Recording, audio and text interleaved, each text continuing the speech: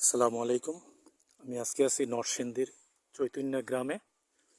যে এখানে একটা বায়োগ্যাস প্ল্যান্ট, এটা হচ্ছে ঝিনুক চেম্বার। এখানে ঝিনুক আটকাবে, মুরগির বিষ্ঠার সাথে যে ঝিনুক পাথর থাকে এগুলি এখানে আটকাবে, তারপরে এখানে চলে যাবে।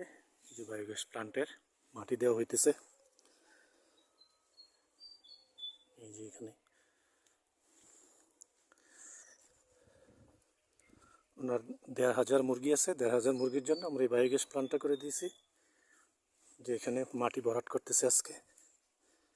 এই যে বায়োগ্যাস প্ল্যান্ট, এখান থেকে স্লারি বের হয়ে যাবে। ওইখানে জৈব সারের জন্য দুইটা গর্ত করা হইতেছে। যে এখানে একটা আর ওইখানে একটা, দুইটা গর্ত হবে।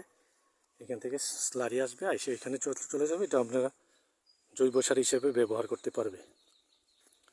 এই যে দেখেন মাটি দেওয়া হইতেছে পাশ দিয়ে। আগামীকালকে এটার মধ্যে মুরগির বিষটা ছাড়া হবে। এই যে এখান থেকে আসবে, এসে এখানে ঢুকবে। এই যে দিক দিয়া এখান থেকে গ্যাস উৎপন্ন হবে। দেখতে পাচ্ছেন। আপনারা যারা মুরগি পালন করেন, লেয়ার মুরগি, কোয়েল পাখি অথবা ২-৩টা গরু থাকলেও আপনি বায়োগ্যাস প্ল্যান্ট করতে পারেন। একবার তৈরি করলে ২৫ থেকে ৩০ বছর পর্যন্ত ব্যবহার করা যায় নিশ্চিন্তে।